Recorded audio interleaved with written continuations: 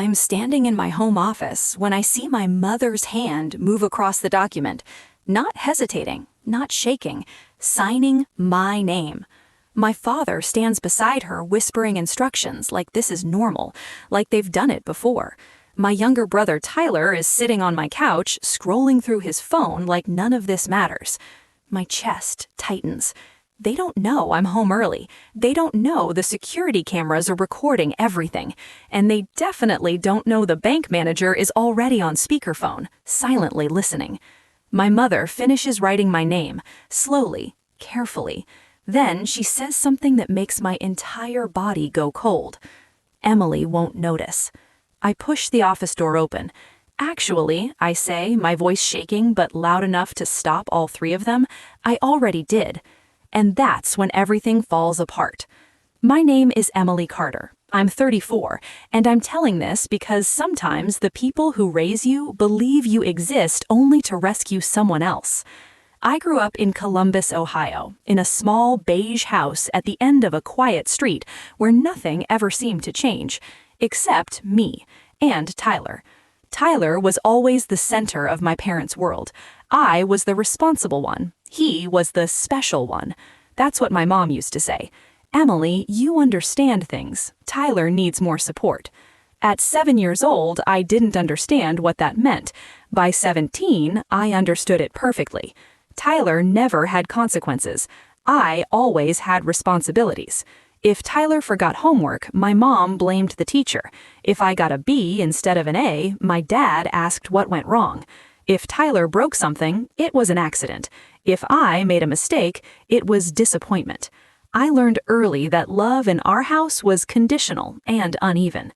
Tyler quit everything he started: soccer team, guitar lessons, community college, 3 different jobs before turning 22. Each time my parents had the same explanation: he just hasn't found himself yet. Meanwhile, I worked part-time at a grocery store in high school and saved every dollar I could. At 19, I moved out and attended Ohio State University with scholarships and loans. My parents didn't help financially. They said they couldn't afford it, but they bought Tyler a used Mustang the same year. I remember standing in the driveway during winter break, watching him rev the engine while my dad smiled proudly. Every young man needs confidence, Dad said. I nodded like I understood, but something inside me hardened that day. I studied business analytics. Numbers made sense. People didn't. After graduation, I moved to Chicago and started working at a logistics software company. It wasn't glamorous, but it was stable, and stability felt like oxygen after growing up in emotional chaos.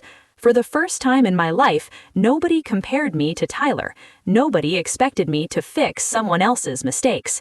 I worked hard. Promotions came slowly but steadily. By 30, I was earning more money than anyone in my family ever had.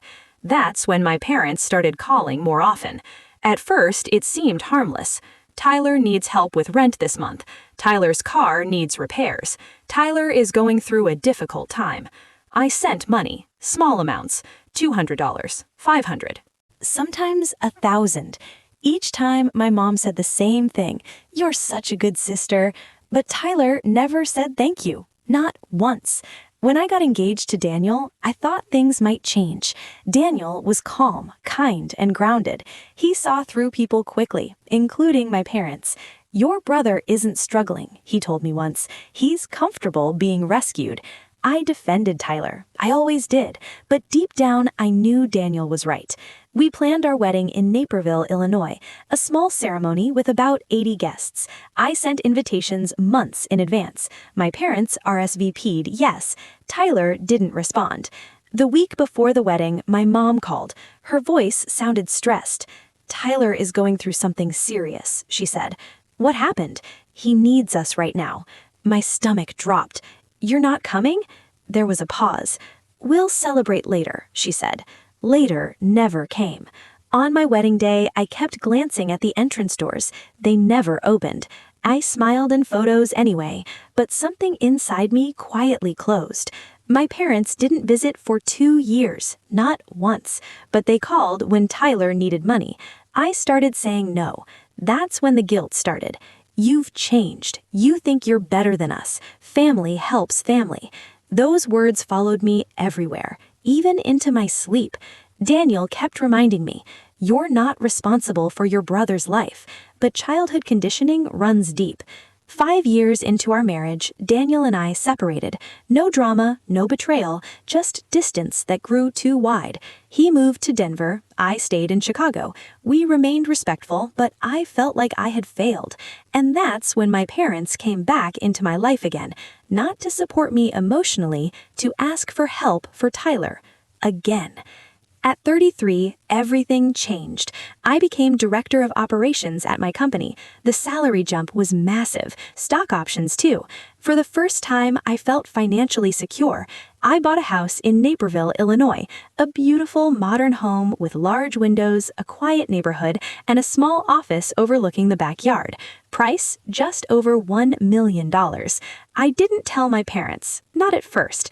I wanted peace, but news travels through relatives, and suddenly my phone rang. "Mom, we're so proud of you," she said. Her voice sounded sweeter than I remembered. Dad got on the phone too. "We want to visit." They hadn't visited me in years, but now they wanted to see the house. I said yes. Part of me still hoped, stupidly. They arrived with Tyler, of course. Tyler walked through my house like he was inspecting it. "Nice place," he said. Mom kept touching things, the countertops, the staircase railing, the dining table. Dad asked questions about my salary, about the mortgage, about my savings. Too many questions. I ignored the discomfort because they were my parents. That night, Mom brought it up. "Tyler wants to start a business." I knew it was coming. "He needs an investor." My chest tightened. "How much?" Dad answered, $200,000.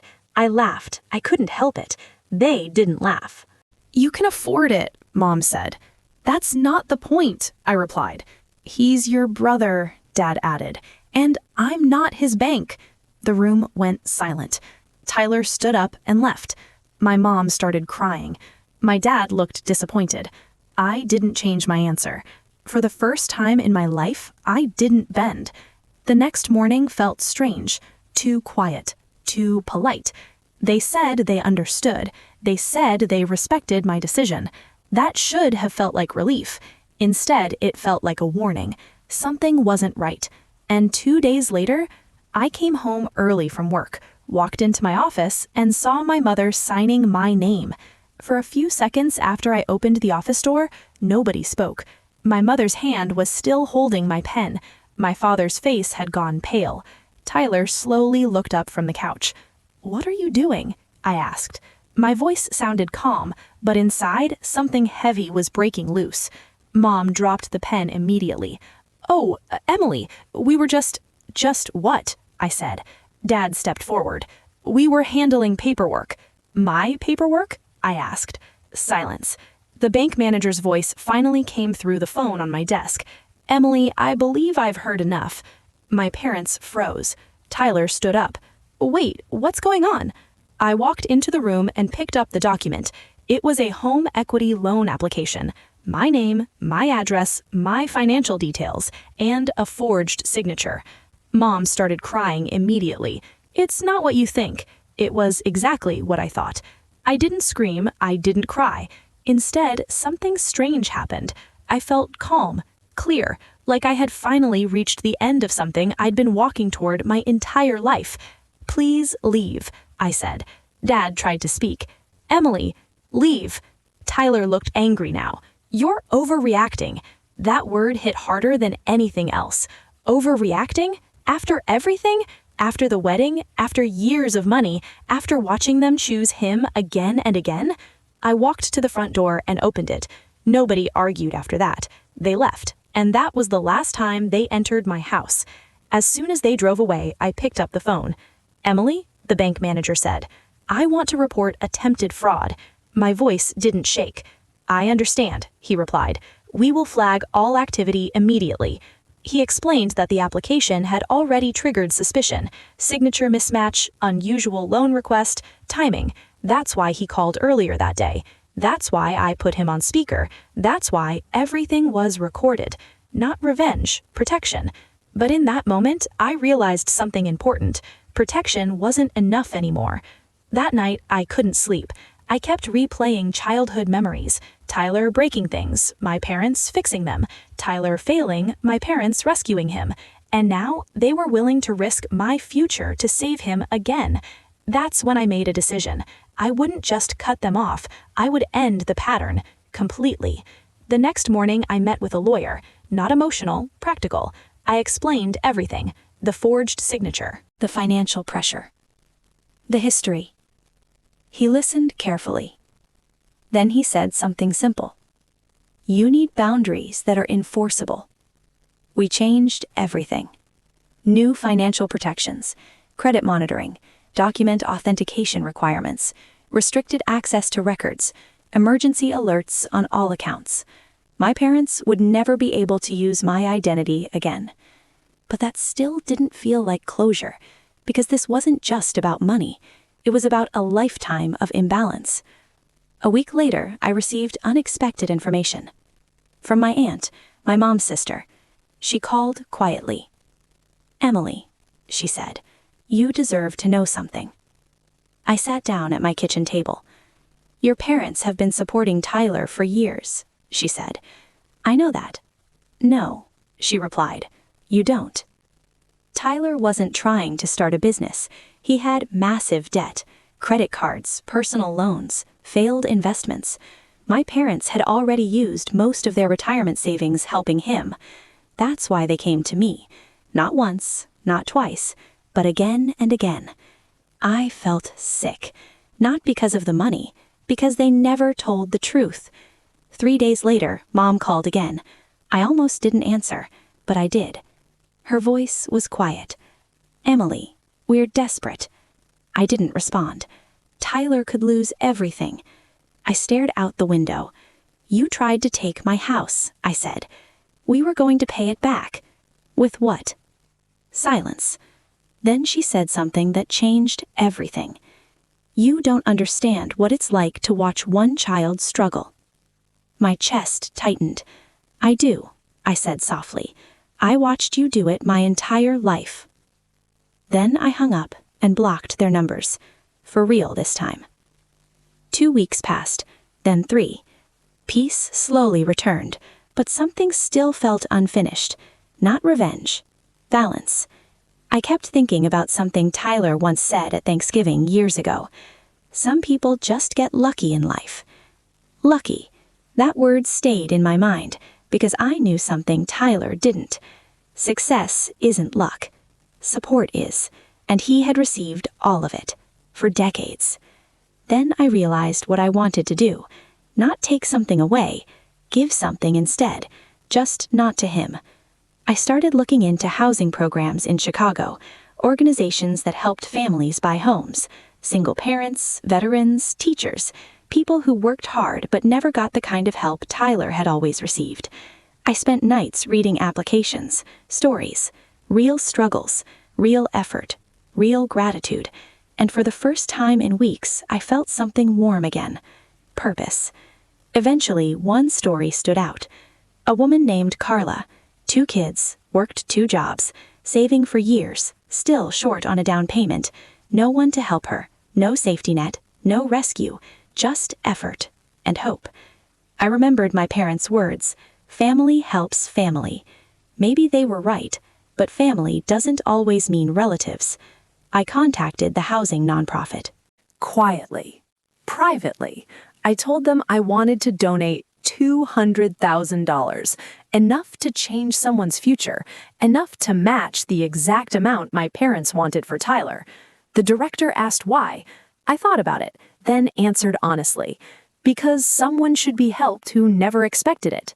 Then I did one last thing. I invited my parents to lunch.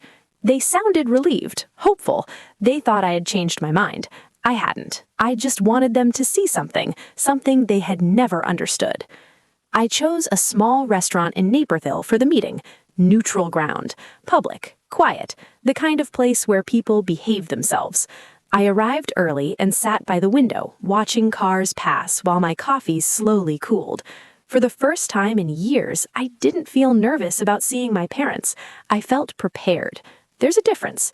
Prepared means you already know how the conversation ends.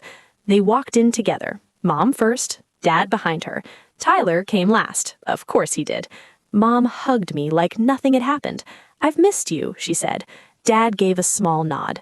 Tyler didn't say hello. He just sat down. The same dynamic, different setting.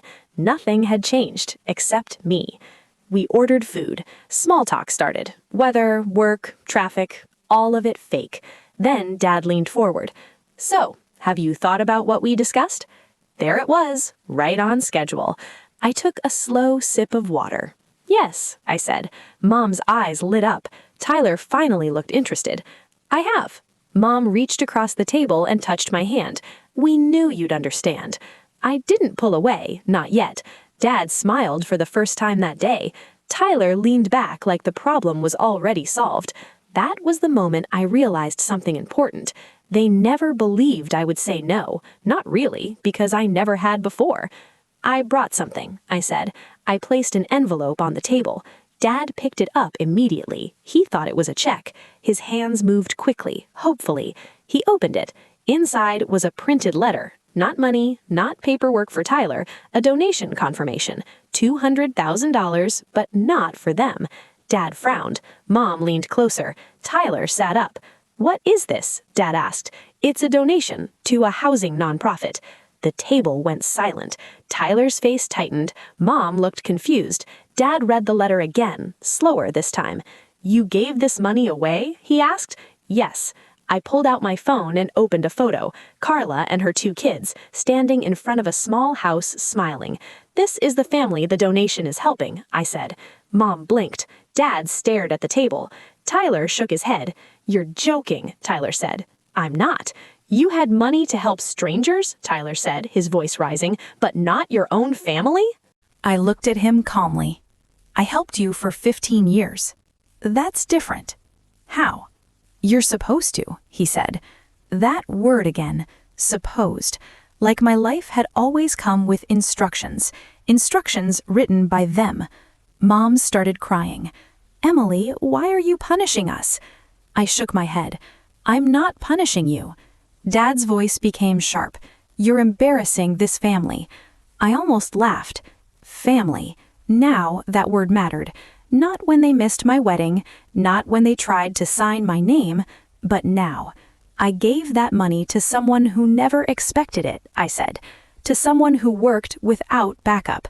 To someone who never had parents trying to fix everything. Tyler stood up. "This is insane." "No," I replied.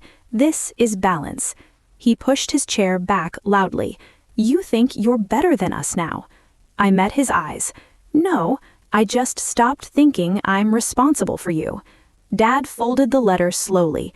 "You're choosing strangers over family." I nodded. "I'm choosing fairness."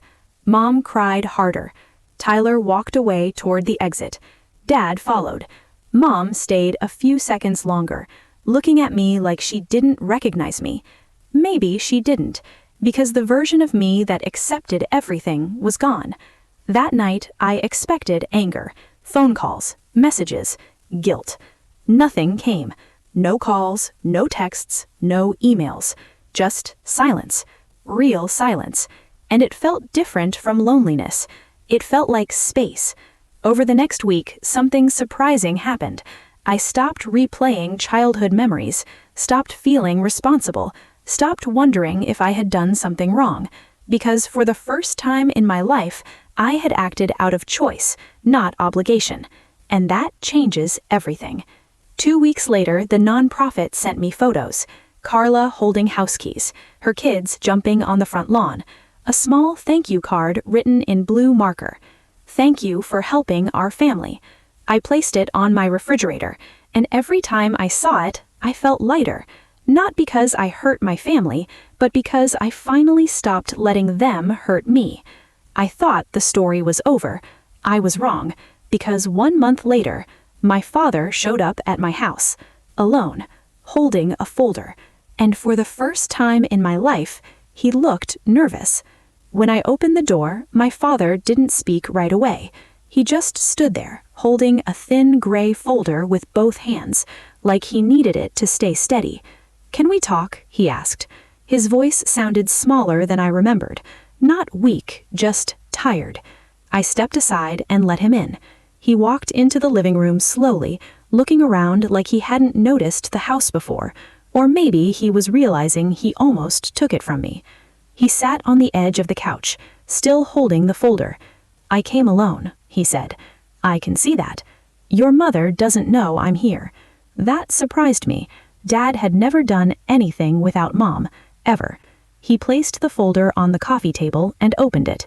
Inside were documents, bank statements, loan papers, credit notices, Tyler's financial history, all of it. "I should have shown you this years ago," Dad said. I didn't touch the papers. I just listened. "Tyler isn't unlucky," Dad said quietly. "He makes bad decisions." Hearing my father say that felt unreal, like someone had changed the script. "We kept thinking we could fix it," he continued. "We kept thinking the next time would be different." I sat across from him, silent, because now he sounded like me. Dad rubbed his hands together. "We lost most of our retirement savings." I didn't react, not because I didn't care, but because I had already guessed. "We sold the lake cabin last year," he said. That surprised me. We had gone there every summer growing up. It was the one place my parents seemed happy together. "Tyler doesn't know," Dad added. Of course he didn't. They had always protected him from consequences. Dad finally looked directly at me. "We came to you because we were scared." "Scared of what?" I asked. "That Tyler would never learn how to stand on his own." I waited. "And scared we created that problem ourselves." There it was, the truth. Late, but real. Dad took a deep breath. "I'm sorry about your wedding." The words landed gently, not dramatic, not rehearsed, just honest. "I should have been there," he said. "You deserved that." For a moment, I couldn't speak, because that was all I had wanted back then. Not money, not help, just presence. "I forgive you," I said, and I meant it. But forgiveness isn't the same as returning to old patterns. "I can't help Tyler financially," I added. Dad nodded immediately. "I know." No argument, no pressure. That was new. He stood up slowly. "I told Tyler he needs to fix things himself now," Dad said. "And Mom?" "She's struggling with it," he admitted. That sounded accurate. Mom believed helping Tyler was love, even when it hurt everyone else. Dad paused near the door. "Do you regret giving that money away?" I thought about Carla's thank you card on my refrigerator, the photo of her kids smiling, the silence that followed the lunch meeting, the peace in my house. "No," I said. He nodded once, like he understood. I watched him walk to his car. For the first time in my life, my father looked like someone learning something new, not teaching, learning. It was strange, but also hopeful. A week later, I received a handwritten letter from my mom, short, simple, no excuses. "I don't know how to stop worrying about Tyler, but I'm trying to learn how to be fair to both my children." I read it twice, then placed it in a drawer. Not forgiveness, not rejection, just space. Life became quiet again, good quiet. Work was steady. The house felt like mine in a way it never had before. No unexpected visits, no financial requests, no guilt, just normal days. One afternoon, Dad called.